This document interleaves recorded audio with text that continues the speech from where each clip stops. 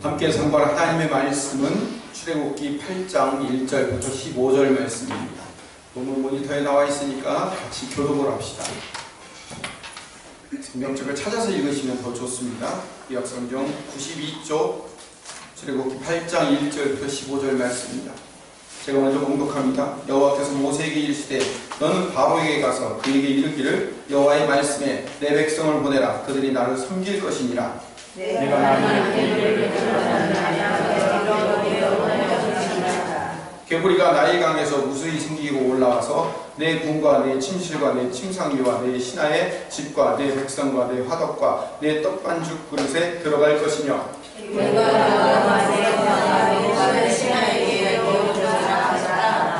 여호와께서 모세에게 이르시되 아론에게 명령하기를 내 지팡이를 잡고 내 팔을 강들과 운하들과 옷 위에 펴서 개구리들이 애굽 땅에 올라오게 하라 할지니라.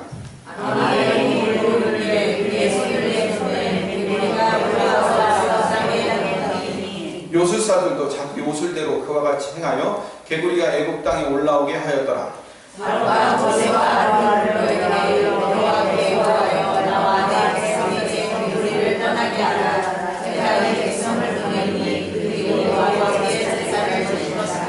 모세가 바로에게 이르되 내가 왕과 왕의 신하와 왕의 백성을 위하여 이 개구리를 왕과 왕궁에서 끊어 나일강에만 있도록 언제 간구하는 것이 좋을는지 내게 분부하소서. 그가 이르되 모세가 이르되 왕의 말씀대로 하여 왕에게 우리 하나님 여호와와 같은 이가 없는 줄 알게 하리니. 개구리가 왕과 왕궁과 왕의 신하와 왕의 백성을 떠나서 나일강에만 있으리이다 하고 모세와 아론이 바로를 떠나서 왕에게 이르신 이들에 대하여 모세가 여호와께 간구하매 여호와께서 모세의 말대로 하시니 개구리가 집과 마당과 밭에서부터 나와서 죽은지라. 함께합니다. 그러나 바로가 숨을 쉴 수 있게 됨을 보았을 때 그의 마음을 완강하게 하여 그들의 말을 듣지 아니하였으니 여호와께서 말씀하신 것과 같더라. 아멘. 하나님께서 우리에게 이스라엘 백성 하나님께서 애굽에게 10가지 재앙을 주시는 가장 큰 이유가 1절에 나와 있습니다. 1절을 다시 보면 맨 마지막 부분에 여호와의 말씀에 내 백성을 보내라. 그들이 나를 섬길 것이니라. 내 백성을 보내야 그들이 나를 섬길 거다. 이게 출애굽을 시킬 이유이며 10가지 재앙을 너희들에게 주는 이유다라고 하나님이 모세를 통해서 말씀하시는 겁니다. 이제까지 이스라엘 백성들은요 히브리 노예라는 이름으로 바로에게 잡혀 있었어요. 바로의 노예이고 바로의 재산이고 바로의 소속이에요. 여러분 노예는 뭐예요? 주인의 물건이란 말이에요. 걸어서 움직이고 말하는 물건일 뿐이에요. 내가 마음에 안 들면은요 팔고 새로운 거 살 수도 있는 물건이에요. 바로의 물건들이에요. 고대 시대에 전쟁을 하면요 그 나라와 나라 사이에 전쟁을 하면 전쟁에 이긴 나라가 전쟁에 진 나라에 뭐를 가지고 오는지 아십니까? 사람들을 데리고 와요. 그 사람들이 뭐예요? 노예가 되는 거예요. 그래서 고대 시대에는요 이 노예가 가장 큰 재산이었단 말이에요. 그런데 바로의 재산이었고 바로의 소속이었던 이 노예들을 하나님이 모세를 통해서 뭐라고 말씀하시냐면 이제 네 백성 아니야. 이제 네 거 아니야. 이제 내 거야. 내 백성이야. 내 백성이니까 나를 섬기게 만들어야 돼 라고 말씀하시는 거예요. 지금까지는 너를 섬겼지만 이제는 나를 섬길 거야. 너를 섬기는 데서 나 섬기는 거로 바꾸기 위해서 뭘 준다고요? 10가지 재앙을 주는 거예요. 이스라엘 백성들은요 출애굽으로 해방이 되어서 자유인이 되지만요 그들의 신분이 바뀌는 것도 중요하지만 더 중요한 것은 그들의 주인이 바뀌는 거예요. 뭐가 바뀐다고요? 주인이 바뀌는 거예요. 하나님은 이스라엘 백성들의 주인이 되기를 원하셔요. 그래서 이스라엘이 이제까지는 바로를 섬겼는데 지금부터는 하나님을 섬기도록 말씀하시는 거예요. 그래서 엄밀한 의미에서는 그들의 신분이 바뀐 게 아니라 그들의 주인이 바뀐 거예요. 이전에는 바로 섬겼는데 지금은 누구 섬겨야 된다고요? 하나님 섬기는 걸로 바뀌는 과정이라고요. 구약에서 하나님은 모세를 보내서 바로의 지배에서 건져내서 이스라엘의 주인이 되겠다고 선포하시는 거예요. 이게 출애굽이에요. 신약에서는 하나님께서 예수님을 보내셔서 영적인 이스라엘인 우리 성도들을 사단의 권세 아래 놓여있는 사단의 종들이었어요. 그런데 이 사탄의 지배에서 건져내어서 하나님의 백성으로 하나님을 섬기는 자로 우리를 만들어 주신 거예요. 그래서 구약에서는 이거를 출애굽이라고 얘기하고 신약에서는 이거를 구원이라고 얘기하는 거예요. 출애굽과 구원은 같은 의미를 갖고 있는 거예요. 구약에서 하나님은 이스라엘을 바로의 백성에서 바로의 재물에서 내 백성 삼으셨어요. 하나님께서 내 거로 삼으셨단 말이에요. 신약에서도 하나님은 예수님을 통해서 예수님의 십자가를 통해서 우리를 하나님의 백성으로 삼으시고 더 나아가서 하나님은 예수님을 통해서 우리를 자녀 삼으셨어요. 이게 놀라운 거예요. 우리는 하나님의 자녀가 된 거예요. 로마서 8장 15절을 읽어봅시다. 우리가 너무도 잘 아는 말씀입니다. 시작. 너희는 다시 무서워서 아들 종의 영을 받지 아니하고 양자의 영을 받았으므로 우리가 아빠 아버지라고 부르짖느니라. 무서워하는 종의 영이라는 것은 뭐냐면 주인과 종의 관계는 뭐가 있어야 돼요? 무서움이 있어야 돼요. 그래야 함부로 못한다고요. 그렇죠? 주인이 무섭게 해야 돼요. 그래야 이 종들이 그 무서움 때문에 쩔쩔매면 사는 거예요. 바로와 이 이스라엘 히브리 노예들의 관계가 이 무서운 관계예요. 사탄과 우리 사탄과 우리 신약 백성들의 관계가 무서운 관계였었어요. 종의 관계였어요. 그런데 하나님께서 출애굽 10가지 재앙을 통해서 그들을 종의 상태에서 백성으로 건져내신 것처럼 신약에서는 이제 백성으로만 건져내시는 게 아니라 우리를 뭘로 건져내셨어요? 자녀. 하나님을 아버님, 아버지라고 부르는 게 아니라 아빠라고 부를 수 있는 관계로 바꿔주신 거예요. 갈라디아서 4장 6절도 이렇게 말하고 있습니다. 읽어봅시다. 너희가 아들임으로 하나님이 그 아들의 영을 우리 마음 가운데 보내사 아빠 아버지라 부르게 하셨느니라. 갈라디아서에도 마찬가지예요. 사도 바울이 로마서에서도 갈라디아서에도 아들의 영을, 로마서에서는 양자의 영을, 아들의 영, 양자의 영 누구예요? 성령님이에요.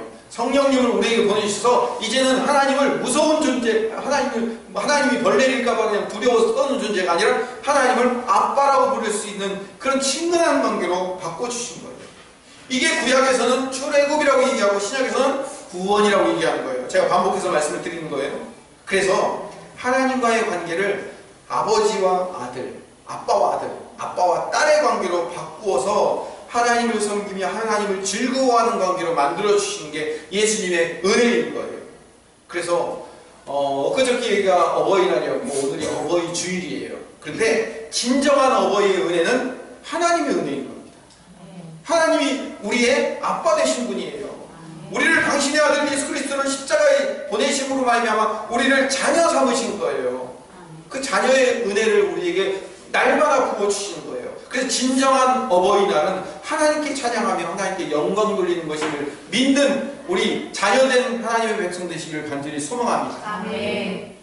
오늘 이 10가지 재앙에서 이 두 번째 재앙인 개구리 재앙, 개구리 재앙 이야기를 한번 해봅시다. 하나님이 개구리 재앙으로 심판하신 이유는 지난주에도 말씀드렸던 것처럼 애굽의 신들에 대한 심판이에요. 첫 번째 재앙인 나일강을 피로 변하게 만드는 재앙은 나일강을 심판하는 거예요. 그리고 나일강의 신들을 심판하는 거예요. 나일강과 관련된 신들이 굉장히 많은데 그 중에 오시리스 같은 경우는 굉장히 이 애굽에서 중요한 신이었어요. 왜냐하면 애굽에서 생명의 젖줄처럼 여겨지는 강이 뭐예요? 나일강이잖아요. 그리고 애굽 문명, 이 이집트 문명을 만든 게 뭐로부터 만든 거였어요? 나일강으로 만들었잖아요. 근데 그 나일강을 하나님이 첫 번째 심판하셨어요. 두 번째는 개구리 신을 심판하신 거예요. 개구리 신판이 뭐냐면 개구리 형상을 한 애굽의 신이에요. 남자 신은 해라고 부르고요. 여자 신은 헥트라고 불러요. 사진 좀 한번 볼게요. 해라는 신과 헥트라는 신이 있는데 여러분들 멀어서 잘 보일까 모르겠는데 그 여러분들이 보는 맨 오른쪽에 보면 그 얼굴이 무슨 모양이에요? 개구리 모양이죠. 아래도 개구리 모양이죠. 그쵸? 위에는 해고요. 남자 개구리. 밑에는 여자 개구리. 헥트예요. 그 옆에 있는 거는요. 머리가 뱀이에요. 그 다음에 그 바로 옆에는 또 개구리예요. 그 옆에는 또 뱀이에요. 이게 이집트의 벽화에 나와 있는 거예요. 그리고 개구리 신이 따로 있어요. 두 번째 그림을 보여주세요. 두 번째 그림 이제 신들을 쭉 펼쳐놨는데 그 신들 중에서 여러분 양 옆에 끝에 맨 밑에 끝에 뭐가 있어요? 두 마리. 개구리 있잖아요. 이게 이제 헥트라는 신이에요. 헥트라는 신을 이렇게 표현을 해놓은 거예요. 그냥 다른 신을, 다른 거 그림을, 마지막 그림을 보여주세요.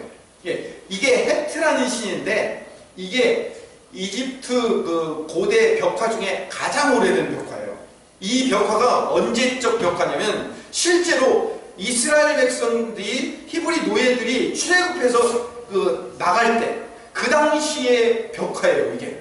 그러니까 이 당시, 그러니까 이 이스라엘 백성들이 출애굽해서 나가던 당시, 그 당시의 벽화예요. 그만큼 오래된 벽화예요. 그 벽화에 보면 지금 이 몸이 무슨 여자의 몸이에요. 여자의 머리는 개구리예요. 이게 이제 헥트신이에요. 이런 개구리 형상이 있는 거예요. 여자의 몸을 갖고 있고 개구리. 그러면 왜 개구리 신을 섬겨요? 그 많은 신 중에 하필 왜 개구리 신이에요? 그 못생긴 개구리 신을 왜 섬기냐고. 여러분, 개구리 신을 섬기는 이유가 있어요. 이제 사진 안 보여주셔도 됩니다. 알을 많이 낳고요. 번식이 굉장히 빠르잖아요. 다산의 신이에요. 많이 낳는다는 건 뭘 의미하는 거예요? 고대 시대에 자녀를 많이 낳는다는 것은 경제력이 풍부하다는 것을 의미하는 거예요. 다산은 곧 풍요로움을 의미하는 거예요. 그래서 남자 신은 풍요의 신이고 여자 신은 다산의 신이 되는 거예요. 풍요와 다산, 이게 고대 애굽에서, 고대 애굽뿐만 아니라 고대 시대부터 내려오는 다산과 풍요라는 이 신은요, 모든 사람들이 섬기는 우상이었어요. 근데 하나님께서 애굽에서 섬기는 이 풍요와 다산의 신을 심판하는 거예요. 개구리를 심판하는 게 아니에요. 풍요와 다산을 섬기던 그 마음, 그 풍요와 다산이라는 우상을 섬기는 그 신을 섬기죠. 그 신을 섬기는 애굽을 심판하고 그 신들을 심판하는 이야기죠. 우리 조상들 미신 가운데도요, 두꺼비 형상, 금두꺼비를 뭐라고 얘기해요? 복이라고 얘기를 하잖아요. 여러분들은 안 마셔봐도 잘 모르죠. 이렇게 진로 소주에 보면 뭐가 나와 있어요. 아, 참 두꺼비 한 사람 딱 알아요, 벌써. 본 사람이기 때문에. 그 두꺼비, 그 두꺼비가 오면, 금두꺼비가 오면 복을 상징하는 거예요, 두꺼비. 나일강이 애굽의 절줄이 되어서 생명수가 되었기 때문에 나일강 신을 하나님이 제일 먼저 치신 것처럼, 두 번째는 풍요와 다산, 다시 말하면 부유함과 풍성함의 신을 하나님께서 벌하신 거예요. 하나님은 아론을 통해서 애굽 전체에 개구리가 막 올라오게 만들므로 하나님이 애굽을 심판하신 거예요. 근데 문제는 이거예요. 지팡이를 뱀으로 변하게 만드는 이적을 애굽의 마술사들이 따라해요. 그 다음에 첫 번째 심판인 나일강을 피로 물들이는 이적도 애굽의 요술사들이 따라해요. 그런데 세 번째, 이 두 번째 심판인 나일강에서 개구리를 올라오게 만드는 것도 따라해요. 8장 7절을 읽어봅시다. 같이 읽읍시다. 요술사들도 자기 요술대로 같이 물론 두 번째 재앙부터는 바로가 이제 한 발짝 물러서는 것을 볼 수 있습니다. 8절로 넘어가면 같이 읽어봅시다. 바로가 모세와 아론을 불러 이르되 여호와께 좋아하여 나와 내 백성에게서 개구리를 떠나게 하라. 내가 이 백성을 보내리니 그들이 여호와께 제사를 드릴 것이다. 여기 마지막이 중요해요. 이 백성을 보내리니 그들이 여호와께서께 제사를 드릴 것이라. 맨 처음 1절에 내 백성을 보내라 나를 섬길 것이라는 그 말씀과 바로가 자기의 입으로 하는 얘기가 뭐예요? 똑같은 얘기가 되는 거예요. 그래서 지금 바로의 입에서 항복을 받아내시는 거예요. 그래서 결국은 바로를 통해서 내 이 백성을 보내게 되고 하나님께 제사하며 하나님을 섬기게 되는 일이 결국은 이루어질 것을 미리 보여주는 사건인 거예요. 근데 사실은 이 바로가 거짓말했어요. 이스라엘 백성들, 히브리 노예들을 보낼 마음이 요즘 아이들 말대로 1도 없어요. 9절에 보니까 모세가 바로에게 야, 이 개구리를 그러면 언제 나일강으로 돌려보낼까요? 라고 물으니까 10절을 읽어봅시다. 그가 이르되 내일이니라. 거기까지 읽읍시다. 지금 보세요. 개구리가 온 집안과 왕궁과 신하들과 백성들의 집을 다 덮었어요. 그러면 이 모세가 나타나가지고 이 개구리를 언제 다시 제자리로 돌려보낼까요? 언제 그렇게 만들어 드릴까요? 라고 얘기하니까 뭐라고 얘기한다고요? 지금 당장 보내주세요가 아니라 내일 보내달라는 거예요. 그래서 제가 한 20살 때 된 청년 시절에 그 당시 그 젊은 신학자가 그 쓴 책이 개구리와 하룻밤만 더라는 책이 있어요. 수필집인데 제가 그걸 읽었던 기억이 납니다. 개구리와 하룻밤만 더. 그러니까 하룻밤 더 개구리가 지나겠다는 거예요. 당장 쫓아달라는 게 아니라 내일 그렇게 해도 된다는 거예요. 결국 개구리들이 죽으니까 13절에, 15절에 같이 읽읍시다. 그러나 바로가 숨을 쉴 수 있게 됨을 보았을 때 그의 마음을 망망하게 하여 그들의 말을 듣지 아니하시니 여호와께서 말씀하신 것과 같았더라. 결국은 거짓말이라는 것은 드러나게 되는 거죠. 자, 그렇다면 이 두 번째 재앙인 개구리 재앙의 영적인 의미를 한번 살펴봅시다. 이게 중요해요.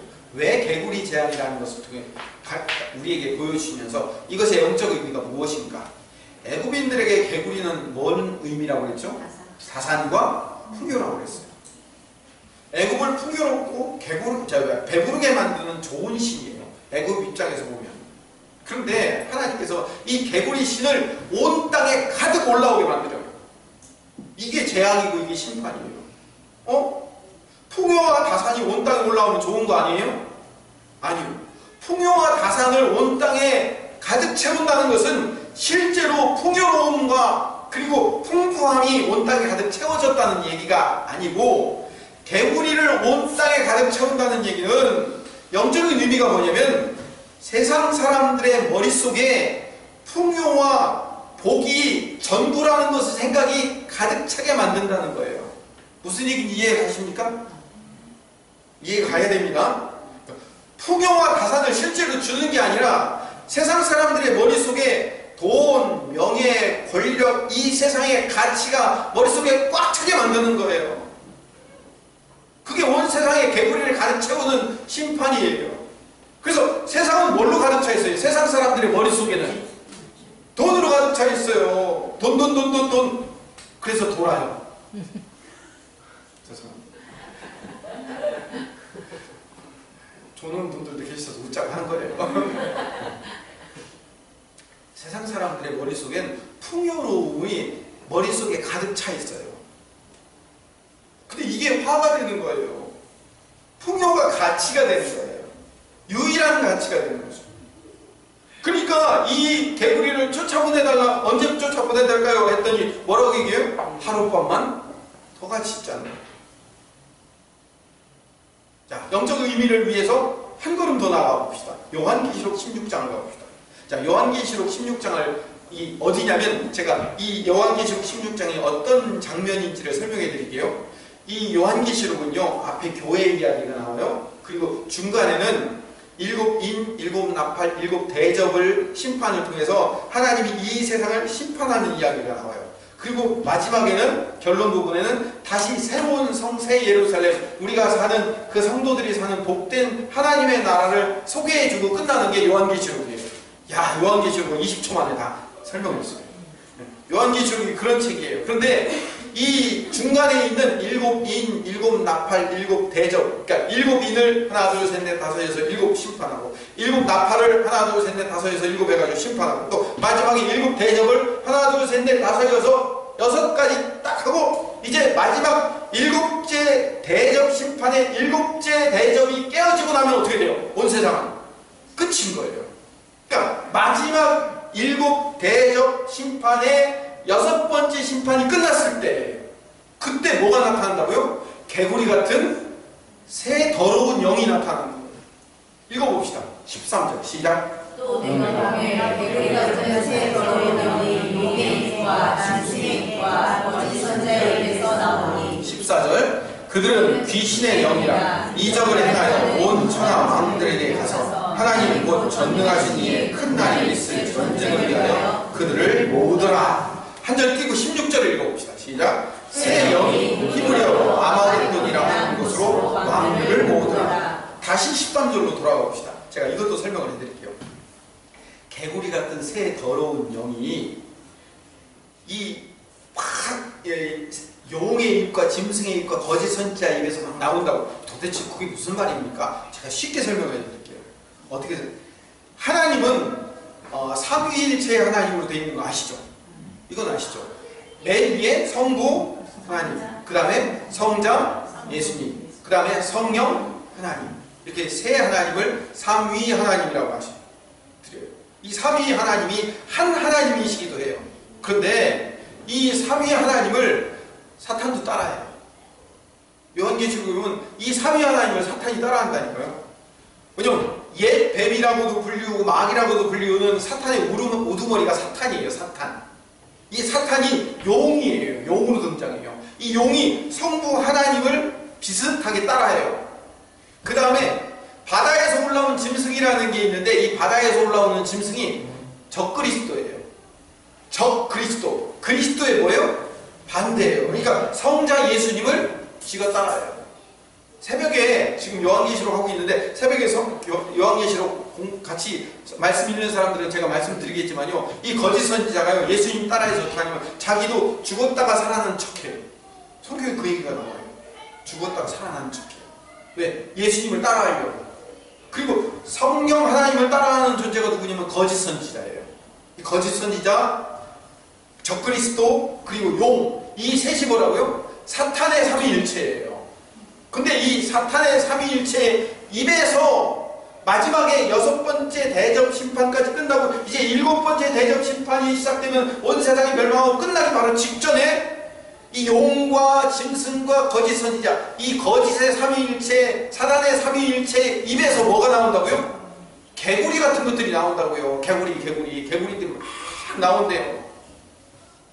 근데 그 개구리가 뭐냐면 14절 보니까 귀신의 영이에요. 그러니까 이 세 사탄의 입에서 뭐가 나와요? 귀신들이 막 나오는 거예요. 귀신들이 마지막 때. 근데 그 귀신들이 천하의 많은 영들을 다 모아요. 천하의 왕들을 다 모아요. 그래서 마지막 16절에 보니까 아마겟돈 전쟁을 벌이는 거예요. 세상의 마지막 전쟁을 벌이는 그 이야기가 나와요. 이것도 사실 몰라도 되는 얘기인데, 자, 여기에서 뭔 얘기를 하냐면 애굽의 이 새 영, 이 사단의 새 영의 입에서 나오는 게 뭐냐면 개구리 같은 영들이 나오는 거예요. 개구리 영. 그래서 개구리가 뭐 하는 거예요? 온 세상을 다 뒤덮는 거예요. 지금 출애굽기에 나와 있는 이 두 번째 심판은 마지막에 어디서 완성되는 거예요? 요한계시록에서 완성되는 이야기를 하고 있는 거예요. 좀 어려운 얘기인데요. 이게 어렵지만 제가 쉽게 이제 풀어드릴게요. 애굽의 신 해와 헥트라는 이 개구리 우상은요, 제가 처음에 뭐라고 말씀드렸죠? 풍요와 다산을 가져다 주는 신이라고 했죠. 구약에서 이스라엘 백성들을 가장 많이 타락시키고 이스라엘 백성들이 우상숭배로 말미암아 결국 바벨론 포로로 끌려갈 수밖에 없고 북왕국 이스라엘의 10지파도 결국 멸망할 수밖에 없었던 이유가 있어요. 우상숭배 때문에 그런 거예요.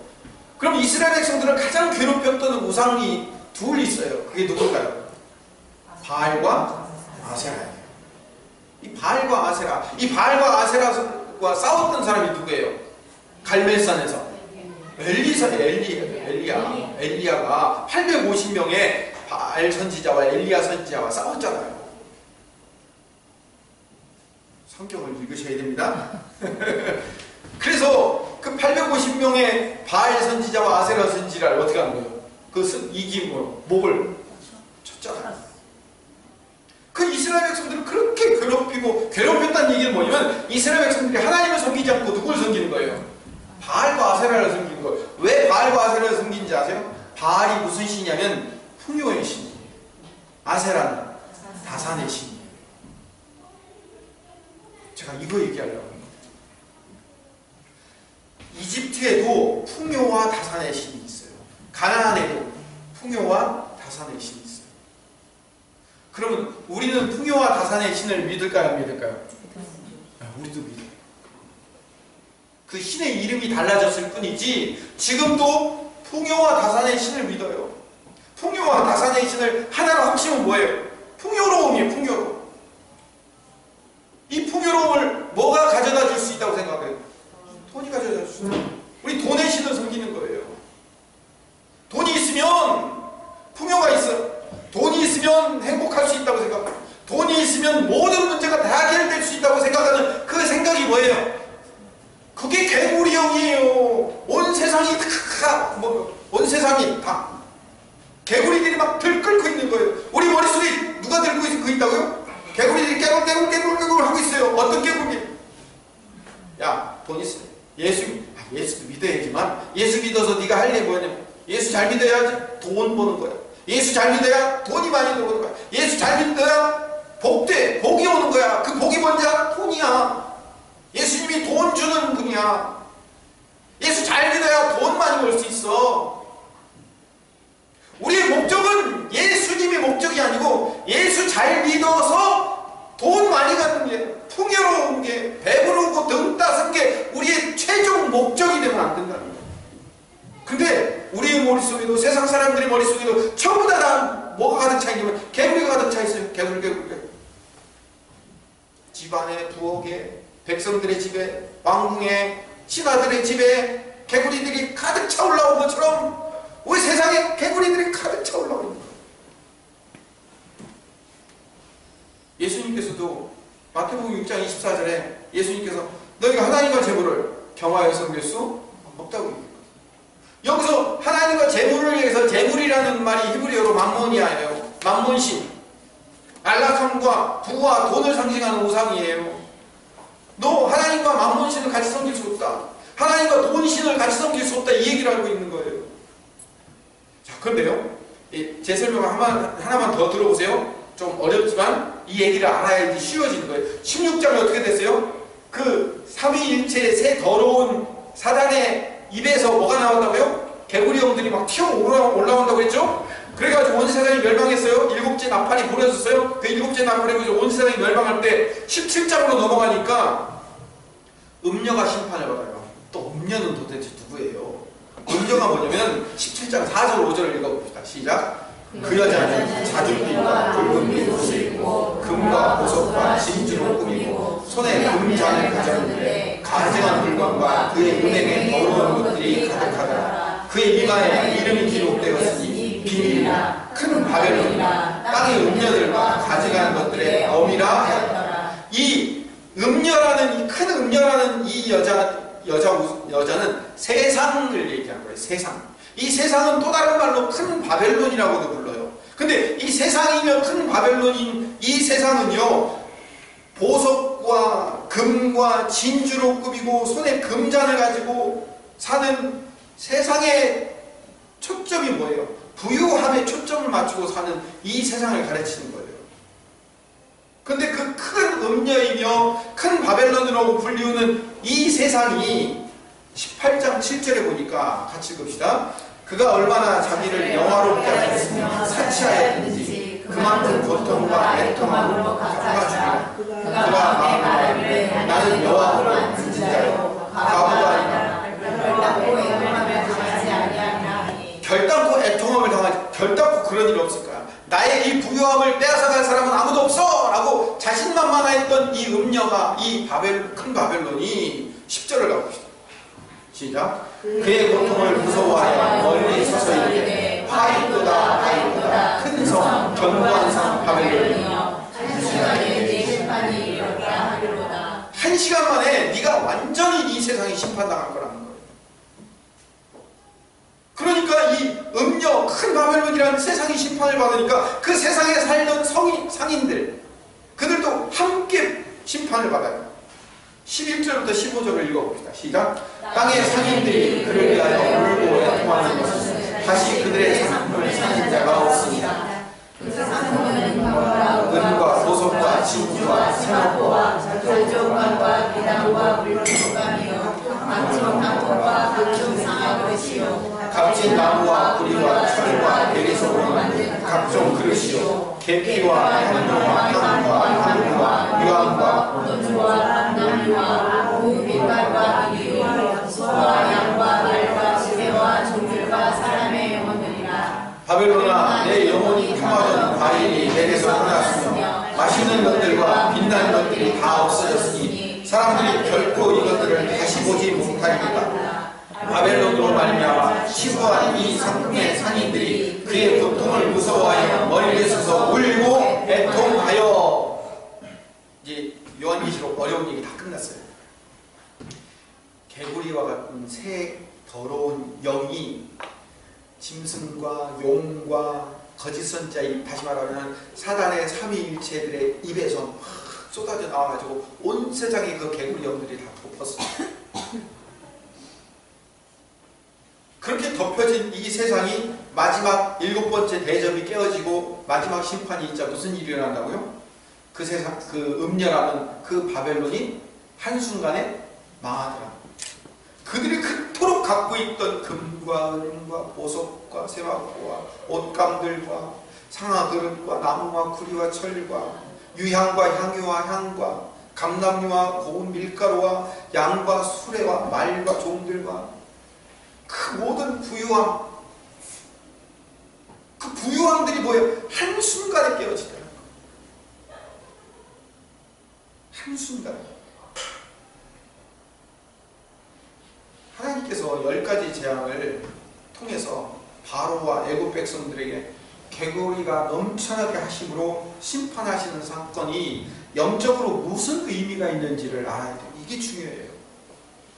지금까지는 주무시더라고요. 다시 일어나시죠. 이제부터는 정신 차리고 마지막 결론을 잘 들으셔야 돼요. 제 결론입니다.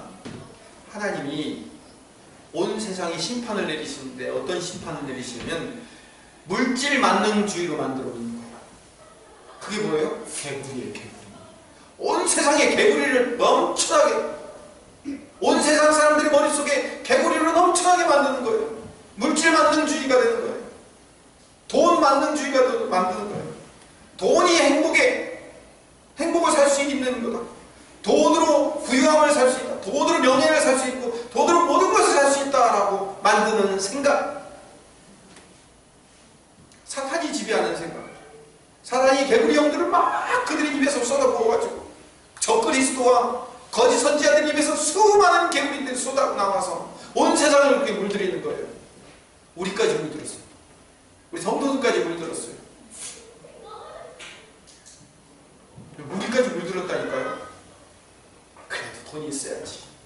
신앙생활도 돈이 있어야 하는 거야. 우리 마음 가운데 우리 여기도 지금 개구리가 몇 마리 있어요. 여러분, 돈이 나쁜 건 아니에요. 부유함 자체가 나쁜 건 아니에요. 그러나 인간은 그 부유함을, 돈을 인생의 목적으로 살게 됩니다. 다시 말하면 머릿속에 개구리들이 온통 가득 차 있으면 하나님을 버리게 돼 있어요.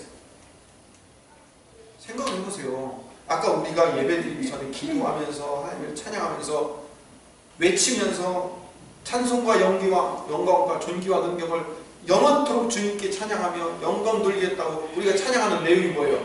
우리 마음과 우리 생각이 전부 다 누구로 향해 가야 되는 거예요?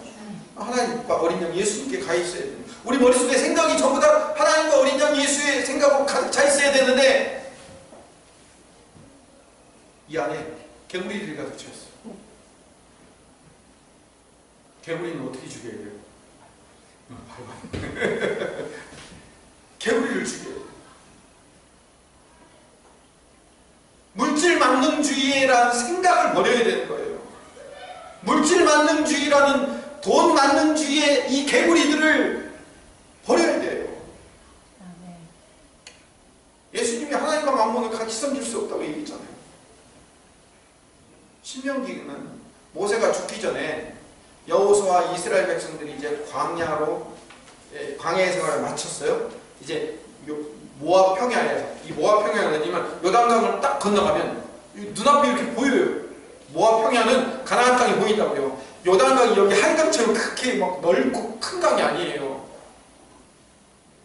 한 5m나 되나? 요단강이. 그리고 이렇게 모압 평야에서 이렇게 보면 다 보여요. 가나안 땅이. 그 모압 평야에서 마지막, 야 니네가 이제 가나안 땅에 들어가면 저 땅을 차지하고 하나님 나라를 이루어야 돼 라는 그 마지막 그 고별 설교가 신명기서거든요. 그 신명기서의 마지막 31장에 모세가 뭘 지시하냐면 노래 하나를 내가 지어줄 테니까 이 노래 하나를 불러라. 그래서 이걸 외워서 부르게 해라. 여러분, 길고 어려운 것도 노래로 하면 어떻게 돼요? 쉽게 외워지죠. 그런 것처럼 내가 노래를 하나 만들어 줄 테니까 그 노래를 불러라 라고 얘기하는 거예요. 31장 19절에서 22절까지 읽어봅시다. 시작. 그러므로 이제 너희는 이 노래를 써서 이스라엘 자손들에게 가르쳐 너희로 노래하여 이 노래로 나며 이스라엘 자손들에게 증거하게 하라. 내가 그들의 조상들에게 맹세하마 적과 뿌리 흐르는 하나로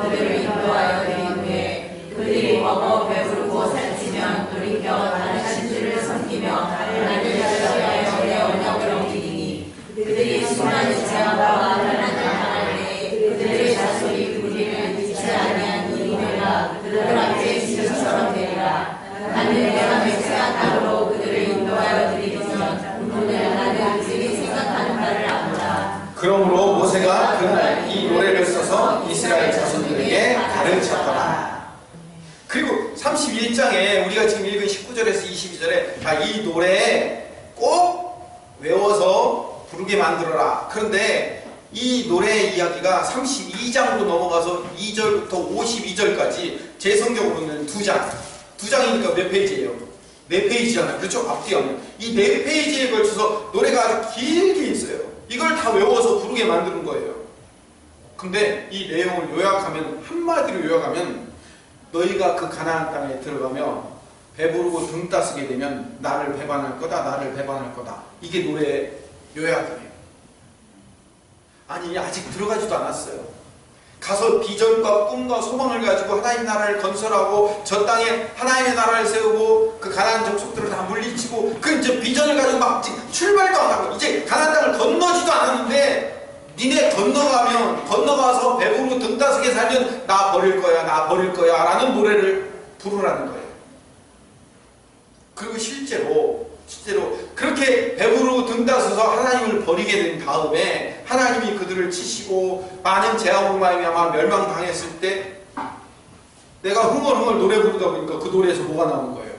나 배반하면 멸망할 거다, 나 배반하면 멸망할 거다라는 노래가 내 입에서 나오고 있다는, 아하, 하나님이 이 노래를 이렇게 지어주시구나라고 그때 깨닫게 된 거란 거예요. 그때. 신명기 마지막에 그들에게 비전을 주어서 소망을 가지고 이 산지를 내게 주셔서 해도 지금 모자랄 판에 호세가 지금 어떤 노래를 가르쳐서 꼭 외우게 시키냐면, 배부르고 등 따스면 나 배반할 거야, 배부르고 등 따스면 나 배반할 거야. 이 노래 가르치는 거예요. 뭘 의미하는 거예요? 인간은요, 풍요로움을 주면 반드시 하나님을 배반하게 된다는 거예요.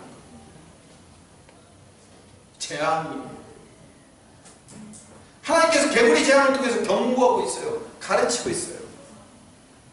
세상이 풍요를 향해서, 세상이 돈을 향해서 막 쫓아가고 달려가는 것은 마치 바로의 노예가 되어서 하루 종일 벽돌을 쌓아가지고 그 성을 짓고 있는 것처럼, 의미 없는 성을 막 짓고 있는 것과 똑같잖아요. 노예의 삶을 살잖아요. 아침 새벽부터 밤늦게까지 열심히 부지런히 사는 거예요. 돈의 노예, 만몬의 노예가 되고 있는 거예요. 그래서 사도 바울 선생님이 이렇게 얘기하는 거예요. 디모데전서 6장 6절에서 10절을 읽고 마칩시다. 시작. 그러나 자족하는 마음이 있으면 경건은 큰 이익이 되느니라. 우리가 세상에 아무것도 가지고 온 것이 없으며 또한 아무것도 가지고 가지 못하리니 우리가 먹을 것과 입을 것이 인신적 족한 줄로 알 것입니다. 부하려 하는 자들은 시험과 올무와 여러가지 어리석고 해로운 욕심에 떨어지나니 곧 사랑으로 파멸과 멸망에 빠지게 하는 것이라. 돈을 사랑하니 일만하게 뿌리가 되나니 이것을 탐내는 자들은 미움을 받아 믿음에서 떠나 많은 근심으로써 자기를 찔러도다. 내가 물질 만능주의에 빠져가지고 내가 돈 하면서 그래 행복해야 돼, 돈 있어야 돼, 부유해야 돼, 그래야 사람 사는 것처럼 사는 거야 라고 하는 생각들이 내 머릿속에 개구리들이 꽉 차 있을 때 뭐라고요? 그 자기를 찌르는 근심이 나옵니다. 여러분, 물론 돈 벌어야 돼요. 일 열심히 해야 돼요. 열심히 살아야 돼요. 그런데 그 돈이, 그 풍요가 나의 인생의 목적이 되었습니다. 돈이 목적이 되는 세상을 우상숭배해요. 개구리가 가득 차 있는 거예요, 머릿속에. 여러분, 이 개구리를 언제 치워야 될까요? 오늘 당장 말고 내일 치워달라고. 우리가 바로랑 똑같이 얘기한다니까요. 아니, 지금 어려우니까 지금 빨리 좀 어떻게 좀 더 벌어놓고 좀 채워놓고 내일 좀 치워주세요. 오늘 지금은 안 돼요. 지금 이 상황이 그런 상황이 아니잖아요. 코로나로 말미암아 얼마나 지금 힘들고 얼마나 어려운 상황이 됐는데요. 목사님이 경제를 몰라서 그래요. 지금 어려운데 지금 조금이라도 해놔야지. 내일 치워주세요. 내일 내가 변할게요. 우린 바로처럼 그렇게 외치면 안 됩니다. 우리 인생의 목적이 돈이 아니에요. 돈 중요하죠. 돈, 이 풍요를 가져다 줄 수 있을 것 같죠. 근데 그게 내 인생의 목적이 되어서 안 돼요. 하나님이 내 인생의 목적이 돼요. 하나님의 나라와 그의 나라에 임할 영광이 내 인생의 목적이 되어질 줄로 믿습니다. 아멘. 예수님께서 무엇을 먹을까, 무엇을 입을까 염려하지 말라고 했어요. 내 인생의 목적을 돈과 풍요에 두지 않으면 하나님이 하나님의 방법으로 내 인생을 책임지실 거예요. 먹을 것, 입을 것, 사는 것 하나님이 하나님의 방법으로 다 책임지실 줄 믿습니다. 아멘. 광야에서 이스라엘 백성들이 굶어 죽었죠? 옷 없어서 벌거벗어 죽었죠? 뜨거워서 태양 안에 전부 다 껍질 벗겨져서 죽은 거예요? 아니잖아요. 만나로, 메추라기로, 구름 기둥으로, 불 기둥으로 하나님이 다 채워주시는 겁니다. 근데 그 자녀 삼으신 그 하나님의 백성들을 왜 광야를 통과하여 가나안 땅으로 가게 만드실까요? 풍요라는 개구리에 빠지면 안 되겠죠. 그러니까 하나님 믿으면 우리한테 풍요 안 주고 돈 안 주겠다는 얘기입니까? 그게 아니고 내 머릿속에 개구리가 가득 채워지지 않도록 만들기 위한 하나님의 계획을 지금 우리 삶 가운데 보여주고 계시는 거예요. 하나님으로 살 수 있습니다. 아멘? 아멘. 하나님으로 살 수 있습니다. 아멘. 하나님이 채워주십니다. 아멘. 우리의 목적이 돈이 아니고 우리의 목적이 풍요가 아니고 물질 만능주의가 우리의 이상이 아님을 깨달을 때 하나님은 우리 인생을 책임지시고 인도하신다는 그 분명한 사실을 깨닫는 하나님의 백성 되시기를 간절히 소망합니다. 아멘. 기도하겠습니다. 사랑이 많으신 하나님, 우리가 그렇게 살아가게 하여 주시옵소서. 우리 머릿속에 있는 돈과 만문신과 풍요의 그 개구리들을 쫓아 주시옵소서. 오직 주님을 의지하며 신뢰하며 주님이 다 채워주실 것을 믿으며 살아가는 하나님의 백성, 하나님의 자녀 되게 하여 주시옵소서. 예수님 이름으로 기도드립니다. 아멘.